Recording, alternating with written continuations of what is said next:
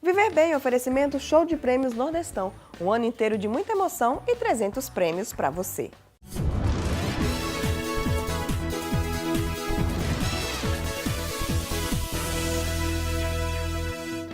Bom dia, sábado 12 de maio de 2018, vocês não acreditam, exatamente nessa data, há 16 anos atrás, o Viver Bem entrava no ar pela primeira vez, tantos anos se passaram e eu fico muito feliz de compartilhar com vocês tantas informações, tantas notícias boas, né, que fazem a diferença para a nossa saúde, para a nossa qualidade de vida. Nesses 16 anos eu casei, fui mãe, engordei, emagreci, corri, tanta coisa, tanta história e eu sou muito feliz por compartilhar tudo isso com vocês. Então, para relembrar esse tempo, algumas imagens aí do Viver Bem nesses 16 anos. E claro que não pode faltar a promoção de aniversário. Corre lá no nosso Instagram, @guiaviverbem. Não vou antecipar por aqui não, viu? Você vai ter que ir lá no nosso Instagram, saber o que é que você precisa fazer para ganhar um super prêmio. Como sempre, a gente reuniu vários parceiros para presentear você com uma oportunidade de mudar de vida e viver muito bem. E agora você confere tudo que a gente preparou para o programa de hoje. No programa de hoje, dando continuidade à série de entrevistas especial dos Mês das Mães, vamos conversar com a ultrassonografista Odete Guerra.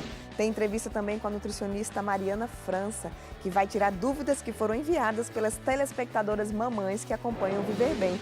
E não perca ainda a cobertura da Maratona da Cidade do Natal. Como eu falei, né, mês de maio é mês das mães e a gente está produzindo essa série de entrevistas com profissionais que fazem muita diferença para garantir mais saúde, mais qualidade de vida na vida das gestantes, das mamães. Hoje a gente está recebendo a doutora Odete Guerra, ultrassonografista, né, que chama? Isso. Que, gente, foi ela que fez a minha primeira ultra quando eu estava grávida. Que fofa. É uma emoção muito grande, né, doutora Odete? A primeira ultra ali que os pais chegam para ouvir o coraçãozinho do bebê, né? Fica aquela ansiedade. Quando é que deve acontecer essa primeira ultra? Olha, é o seguinte, primeiro um prazer, imenso Muito prazer obrigada por ter estar aceito aqui nosso com convite. vocês e poder, assim, responder algumas questões que eu acho que são comuns a muitas e muitas mulheres, principalmente as que estão pretendendo engravidar. Então, assim, a primeira ultra deve ser feita, e é super importante, no primeiro trimestre, por volta de 6 semanas. Quando é possível, já a gente ouvir o bebê, o coraçãozinho do bebê, você já vai ver o embrião, já escuta o coração.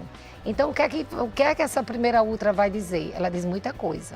Ela já diz, poxa, minha gravidez está dentro do útero, que bom, né? Porque existem situações que a gravidez está fora do útero, isso é muito comum. Eu vou ver se eu não tenho descolamento ovular, se meus ovários estão ok, se meu embrião está compatível para meu atraso menstrual. Eu já vou ver assim a data provável do parto, mais ou menos nesse período. Vou escutar o coração do bebê, isso se eu fizer o exame em torno de 6 semanas. Eu lembro que eu descobri que eu estava grávida muito cedo e eu queria fazer a ultra. De todo jeito. E a minha médica disse, não adianta você fazer antes, termina gerando uma preocupação. Eu sempre digo às pacientes, gente, deixem de ansiedade, entendeu? Porque se você fizer muito recente sua ultra, ou seja, por volta de 3, 4, 5 semanas, que é quando você consegue ver pelo beta-HCG, pelo sangue, que você vê muito precocemente, tem que dar tempo para que a ultra, o bebê seja visto. Então eu sempre sugiro, vamos fazer depois de 6 semanas, porque aí você não fica tão ansiosa e no final dá tudo certo. E nessa ultra já dá para ouvir o coraçãozinho do bebê? Sim, a partir de 5 semanas e 6 dias, né, a gente já consegue ouvir no ultrassom. Porque no consultório da médica, você só vai auscultar o coração do bebê por volta de 12, 13 semanas, com aquele aparelhinho chamado sonar Doppler, que às vezes elas nem conseguem ainda ouvir, porém no aparelho de ultrassom a partir de 6 semanas. Nessa primeira ultra a mulher fica bem ansiosa e o bem pai ansiosa, também. Pai, também, família. Né? E se tiverem filhos pequenos, todos acompanham. E ainda tem as avós, né? Que a gente não pode. Fica a sala da gente, ultra minha cheia. sala é uma comitiva, é sempre uma festa. Mas eu adoro, faz parte. Quais são as doenças, doutora Odete, que podem ser identificadas aí na ultrassom gestacional? Olha, gente, eu acho que eu passaria o dia inteiro aqui falando sobre isso. Mas vamos pontuar algumas, né? Eu acho que assim, é bom a gente lembrar que ultrassonografia é um exame técnico dependente, né? e também equipamento dependente, né? Então, sempre é bom vocês procurarem, assim, um profissional habilitado, uma clínica bem equipada, para que você se sinta seguro. Porque não adianta, por exemplo, o médico ver um laudo, ele vai ver o que está escrito, porém é um exame dinâmico, né? O bebê está ali, o bebê tem movimentos, e isso aí vai depender exatamente do técnico, da pessoa que está examinando essa gestante. Mas vamos pontuar algumas coisas, vamos começar do polo cefálico, né? Por exemplo, o bebê pode ter ausência da calota craniana. Isso é como é que se diz? Uma patologia que a gente chama de anencefalia. Não, graças a Deus não é muito comum, mas a gente pode ver, entendeu? Então a gente também poderia dar o diagnóstico de quê? Uma microcefalia, que é assim uma dúvida muito comum. As pacientes chegam muito para mim. Agora nem tanto, mas naquela época da Zika, não teve aquele boom da Zika, né? Então as pacientes chegavam e diziam: primeira coisa, doutora, em relação à microcefalia. Então é bom a gente esclarecer também que às vezes a gente não consegue ver na ultra. A cabeça, o diâmetro biparietal, que eu digo, a circunferência craniana como um todo, ela está compatível mais ou menos com a idade gestacional e às vezes a diferença é mínima. Mas a diferença às vezes é grande e também nos chama a atenção, né? A gente pode também ver algumas alterações na face, como o lábio leporino, né? Que podem ser vistos quando aquela fenda é grande. E às vezes a gente vê, quando a gente consegue ver o contorno facial. Por exemplo, as órbitas. É raríssimo, mas você pode ter ausência de uma das órbitas. Implantação das orelhas, né? A nível de coluna vertebral, existe toda a extensão da coluna e ela tem uma pelezinha. Acho que quando a gente faz, você já fez seu morfológico, o médico sempre mostra, está aqui a coluna do bebê, essa pelezinha que recobre toda a coluna do bebê. Pode existir uma falha nessa pele e existem patologias como meningomielocele, que são tumores de coluna vertebral. Isso também a gente pode ver na ultrassonografia. Podemos ver derrames pleurais, derrames pericárdicos, as alterações cardíacas, assim, a nível mais grosseiro, porque hoje existe o ecocardio fetal, feito pelo cardiologista pediátrico, né? A nível de abdômen, você pode ver herniações do conteúdo intestinal para fora, que são as onfaloceles, né? Os membros, você pode ver ausência de membros, pés tortos, até o sexo. Eu, há pouco tempo, até tive um paciente com um sexo um pouco duvidoso, né? Um hermafroditismo, que às vezes até um diagnóstico de sexo, ou ele é masculino ou é feminino, mas existem as alterações. Então, a gente pode ver muita coisa, as alterações renais, cistos no ovário quando são meninas, entendeu? Tem uma gama, patologias placentárias, aumento do líquido amniótico, diminuição do líquido, os rins, então, tem uma loucura de coisas para a gente ver, rins em ferradura, né? São os rins policísticos, a ausência de um dos rins. Então, assim, eu acho que eu passaria o dia falando. É muito importante. É, muito e assim, é importante. interessante frisar para as mulheres que durante o pré-natal tem várias outras pontuais que dependem daquela semana. Então, quais são as principais que não podem faltar no pré-natal? Não podem faltar. Não podem faltar, como a primeira pergunta que você me fez, que é a ultradiagnóstico. Essa é super importante. Estou grávida, meu bebê está intraútero, frequência cardíaca presente, bem implantado. Então, essa não pode faltar, que é a primeira. Depois, não pode faltar a translucência nucal. Que é por volta de quantas De 11 a 14 semanas. A gente não faz com 10 e 6, a gente não faz com 14 e 1. Ela só pode ser feita entre 11 e 14 semanas. Se o sexo não foi visto nessa fase, a mãe vai querer ver o sexo. Então, tem mais uma ultra entre a translucência e a morfológica, que seria para ver o sexo, né? Acho que a mãe tem direito a isso. E depois o morfológico do segundo trimestre, que é feito entre 20 e 24 semanas. E essa é uma ultra muito, muito importante. Depois nós fazemos o ecodoppler, né? O doppler vascular fetal.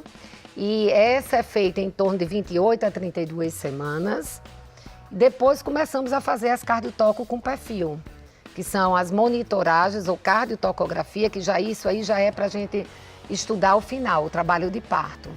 Mas assim, não vamos nos deter apenas dessas, né? Porque a mãe gosta de fazer ultrassonografia, A mãe gosta de ver seu bebê e a ultrassonografia é bom sempre lembrar que são emissão de ondas e não faz mal nenhum ao feto. Era isso que eu ia perguntar. Então Faz já estou me mal, então antecipando. não faz. Mal nenhum ao feto. Então você pode repetir todos os dias. A ultrassom pode identificar a necessidade de intervenções na hora do parto? Olha, a ultrassonografia, ela, como todas essas doenças que eu cataloguei, muitas e muitas e muitas outras mais, ela pode sim ver a necessidade de uma intervenção na hora do parto, ou então ela pode, como é que se diz, preparar o ambiente para aquele nascimento, não é mesmo? Se eu sei que meu bebê tem uma patologia, por exemplo, eu tenho uma patologia cardíaca, uma malformação cardíaca, então eu só devo ter meu bebê num hospital com uma UTI NEO bem equipada, o cardiologista provavelmente vai estar em sala, entendeu? Por exemplo, se o bebê tem um derrame pleural, que tem a necessidade de se colocar um catéter para drenar esse derrame, então é necessário que tenha um profissional, né, adequado, um especialista em sala de parto. Então, realmente, a ultrassonografia, ela direciona para o tratamento na hora do parto. Uhum. A Aline Souza, ela quer saber quando é possível ver o sexo do bebê e se é possível que ocorram erros, porque teve uma amiga que fez e nasceu o bebê com outro sexo. Aline, hoje a gente tem a sexagem fetal. Então eu sempre digo assim para o meu paciente, doutora, eu estou tão ansiosa para ver meu sexo. Gente, vamos fazer um investimento. Faça sexagem. É um exame de sangue, né? É um exame de sangue, o convênio não cobre, ok. Porém, você vai saber do seu sexo, assim, do bebê precocemente. Por volta de 8 a 9 semanas você já pode colher o sangue. É identificado no plasma do sangue o DNA do sexo masculino. Se tiver presente, ok, é masculino. Se não tiver, será feminino. Ele tem uma grande margem de acerto. Nunca mais eu, pelo menos, na confirmação, peguei erro. Mas assim, por volta na ultrassonografia, dos 12, 5 dias, até 14, que é aquele período da translucência nucal, é possível sim que a gente veja o sexo do bebê, tá bom? A Silvia, ela é lá de Maceió, ela quer saber se pode fazer ultrassom transvaginal quando está grávida. Ai, Silvia, só pode. Deixa eu lhe dizer, olha, o ultrassom transvaginal, ele não machuca, ele não dói e ele não faz mal ao bebê. Você lembre que seu bebê está numa casinha, que é o útero, ele está super protegido. Não tem essa fragilidade que a gente fica enquanto grávida. Eu já fiquei grávida 3 vezes, eu tenho 3 filhos e eu sei todos os sentimentos que as mães... Isso é muito bom para mim, porque eu me retrato nas mães e assim, nas dúvidas, né? Porque foram dúvidas minhas também.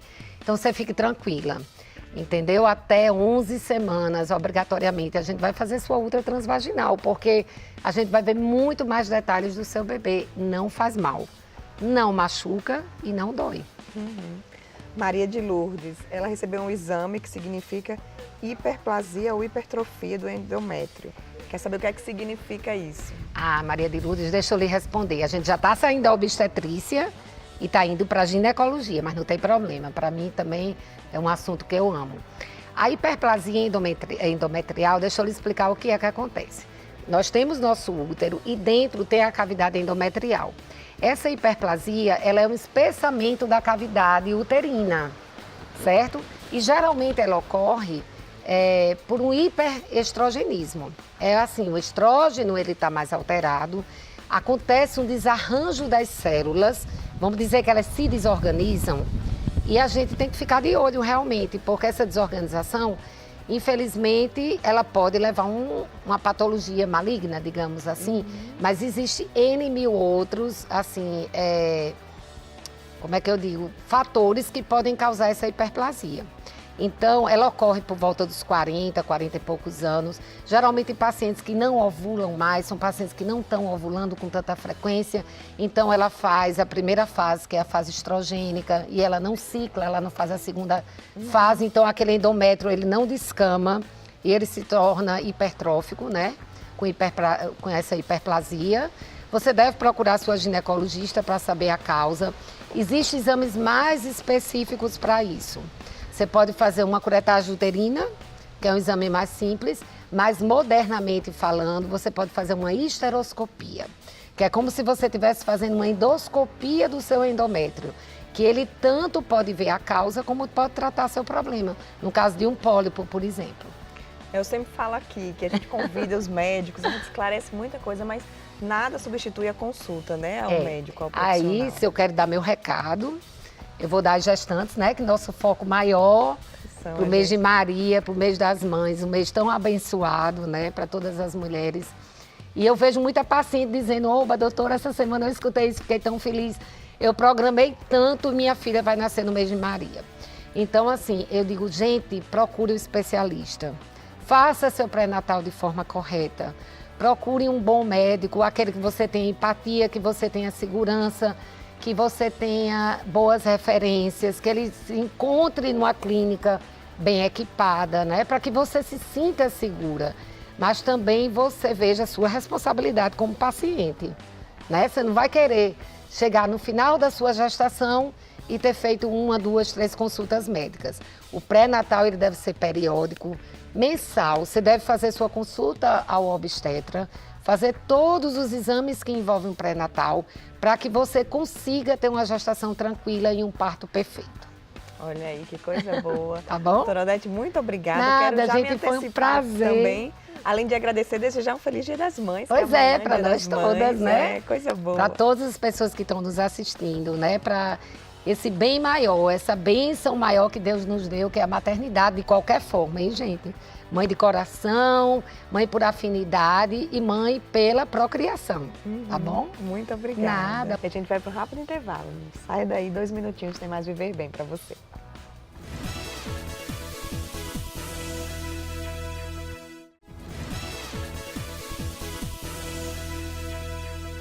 E dando continuidade ao nosso programa especial das mães, a gente vai conversar agora sobre alimentação, que é um fator que faz muita diferença para todas as fases das mães, seja na gestação, as mulheres que querem engravidar, as que estão amamentando, as que já são avós, as que já têm filhos grandes, filhos pequenos, tudo isso faz muita diferença, né? Total. Mariana França, nossa convidada de hoje.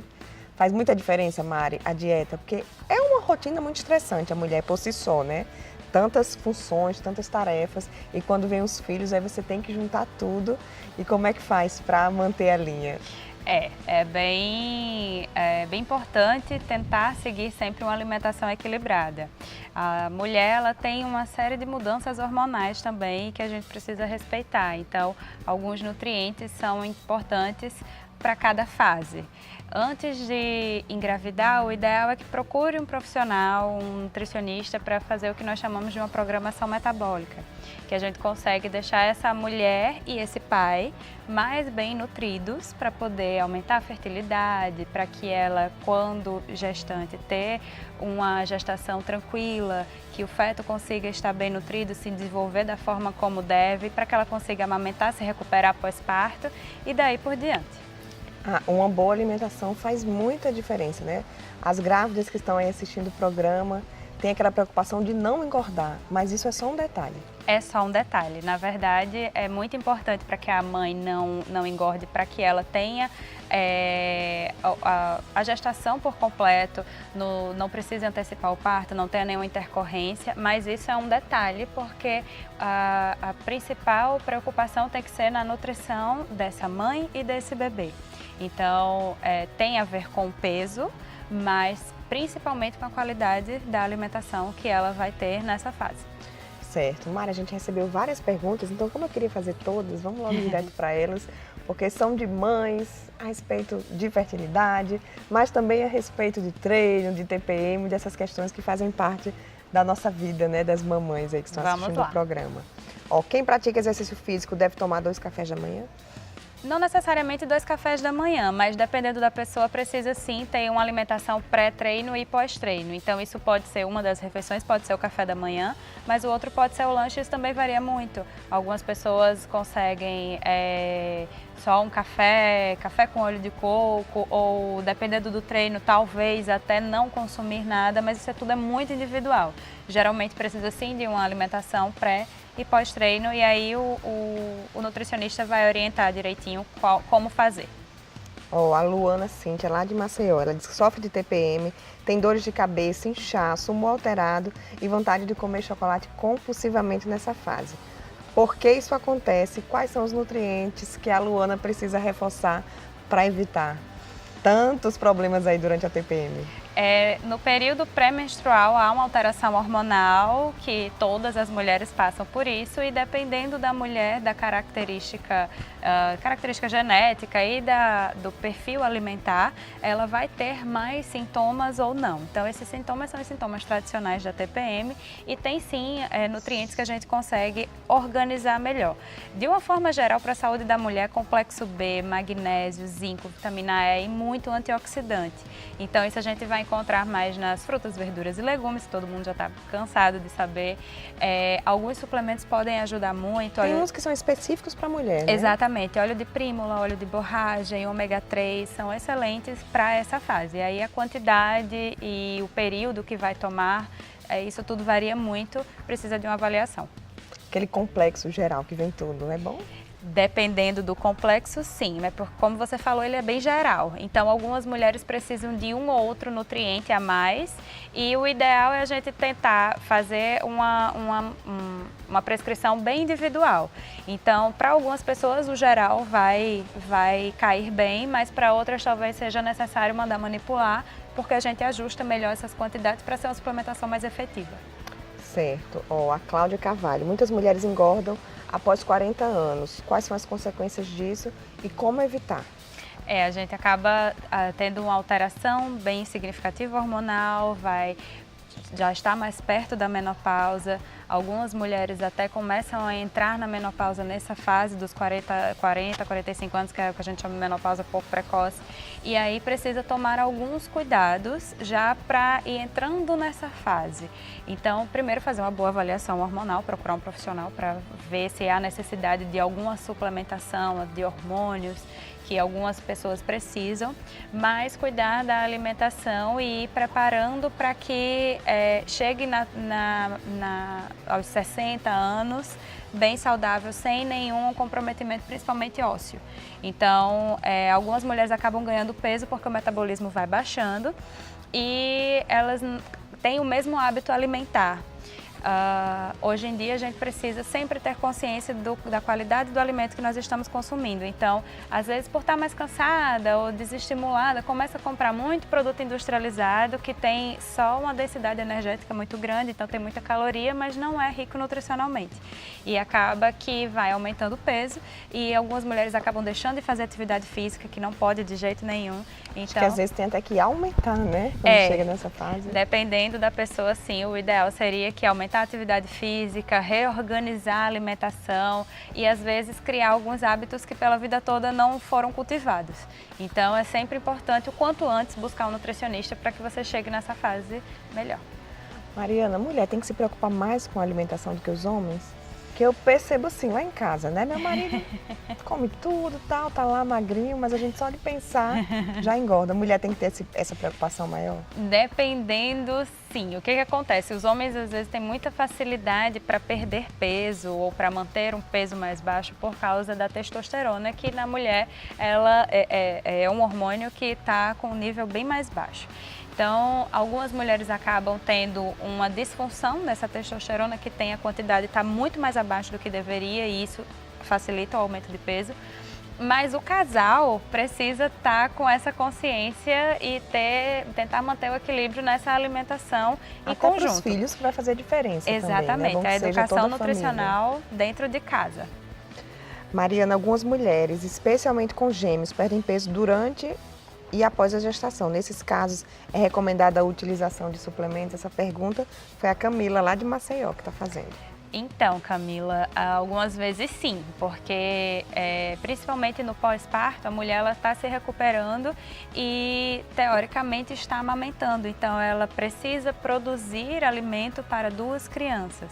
Então, dependendo de como estiver a sua alimentação, você vai precisar tomar um suplemento, porque talvez você não consiga ingerir a quantidade de alimentos que você necessita para ter a quantidade de nutrientes que é fundamental nessa fase. Então, para algumas mulheres, sim, às vezes a gente faz uso de bebê já faz diferença, né? Imagina dois. Exatamente. Como é que deve ser o cardápio da mulher na gestação? E quantos quilos ela deve engordar nesse período? A quantidade de quilos é bem individual, a gente tem uma média padrão que já é estipulada por vários estudos, que é entre 9 a 12 quilos. Tem mulheres que acabam engordando até um pouco menos e o bebê está saudável, ok. Algumas mulheres acabam engravidando já com sobrepeso ou com obesidade, então a gente precisa reduzir isso, essa quantidade de peso, já não é a média de 9 a 12, para que ela não tenha nenhum risco de parto prematuro, de eclâmpsia ou de hipertensão. Mas a alimentação da gestante ela precisa ser bem nutritiva, bem adequada qualitativamente, para que ela consiga formar esse bebê e aí passar todos os nutrientes que ele precisa. E que ela precisa também, porque as gestantes se preocupam muito com o bebê, mas não se preocupam muito com ela. E aí a gente precisa ter muita atenção, porque essa mãe vai passar por um parto, ela vai precisar produzir leite, tem toda uma questão hormonal também, e isso tudo a gente vai precisar ter um aporte nutricional bem redondinho. Ó, Mari, pra gente terminar, a Joana, ela disse que teve 3 filhos, mas agora já está entrando na fase da menopausa. Quer saber como é que deve ser a alimentação da mulher nesse período?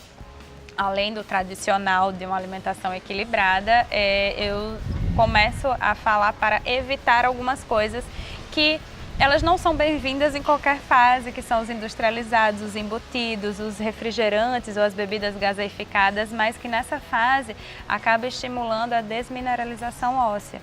Então, esse tipo de alimento, além de ter muito sódio, além de muitas vezes ter uma densidade energética muito grande, então são muito calóricos, alimentos muito gordurosos, que a gente precisa tomar muito cuidado com essa saúde cardiovascular, mas esses alimentos acabam extraindo esse cálcio do osso e aí começa a questão da osteopenia e osteoporose. Então, na menopausa a gente tem que estar muito preocupado com isso, preocupado também com a questão cognitiva, então aí a gente entra para as boas gorduras, os ômegas, peixes também são excelentes fontes, com vitaminas do complexo B, então vai os cereais, as frutas, verduras e legumes, como um geral. Mas evitar esses alimentos tem alto teor inflamatório e também pode trazer esses problemas. Olha, eu fico aqui só babando, que ela explica tão direitinho, né? Tudo, pega nota aí, se você não conseguiu anotar tudo, quer rever, é só ir no nosso canal no YouTube, TV Viver Bem, que essa reportagem tá lá na íntegra. E uma dica para vocês também, Mariana, ela compartilha muito stories, né, Mari? Fala aí suas redes sociais para quem quiser lhe acompanhar e pegar todas essas suas dicas. Quase diariamente você está lá, conversando com os pacientes, né? É uma troca muito boa de informação, a gente vai trocando ideias. E quem quiser saber um pouquinho mais, tem receitas também lá no @MarianaFrancaNutri, que é o Instagram que eu tô lá quase que diariamente mesmo, conversando com vocês. Mari, muito obrigada e seja sempre bem-vinda aqui no nosso programa. Obrigada a vocês, foi um prazer. E agora a gente vai para um rápido intervalo e já tem mais Viver Bem para você.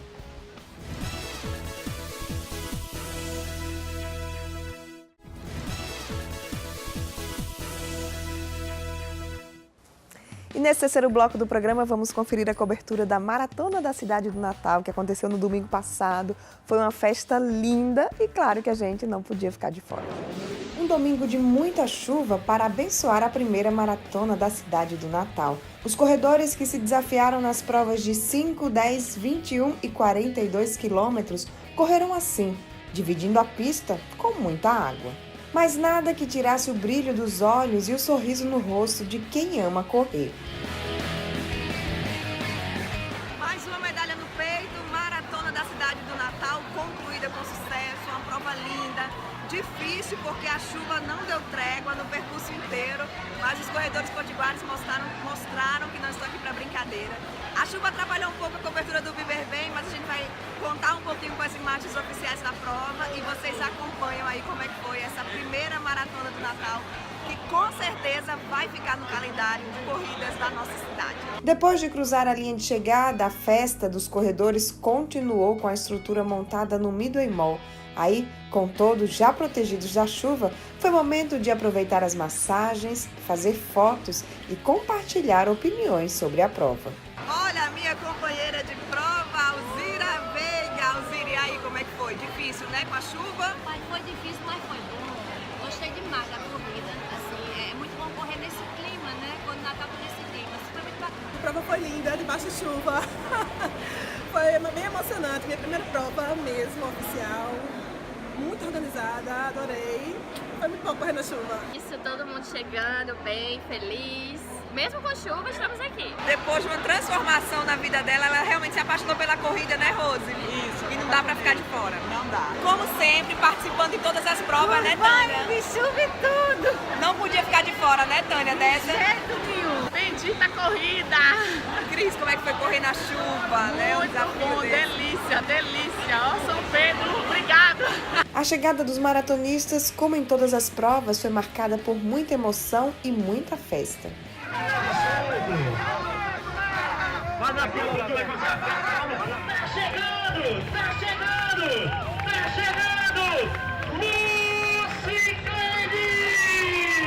Na confraternização dos corredores, ainda teve um trio de sanfoneiros para animar ainda mais a festa. Ó, o forrozinho ali tocando e as corredoras chegando. Ana, e aí? E aí, foi muito boa a corrida, apesar de toda a chuva. Mas eu acho que valeu pela experiência. E aí? Fica a medalha. Medalhinha.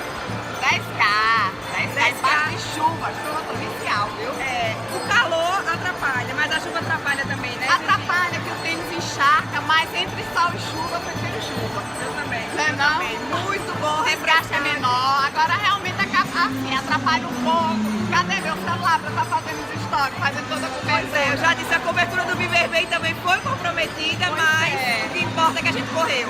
É, mas também. Show!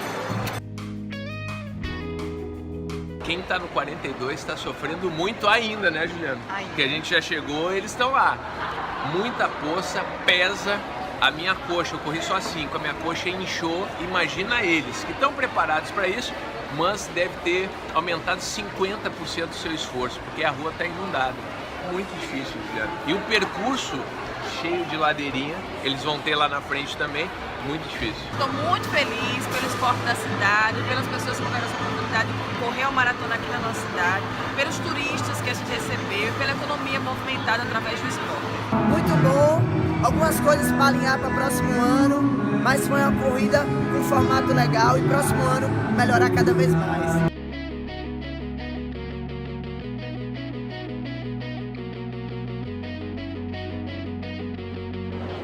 E esse foi o Viver Bem de hoje para você. Quero aproveitar para desejar Feliz Dia das Mães para todas as mães que acompanham o nosso programa.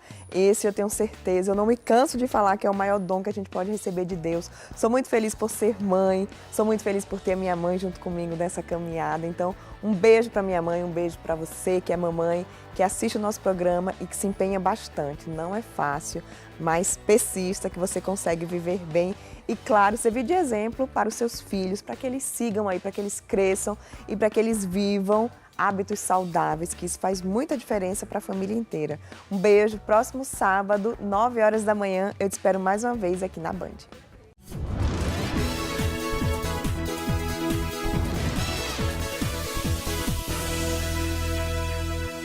Viver Bem, oferecimento show de prêmios Nordestão. Um ano inteiro de muita emoção e 300 prêmios para você.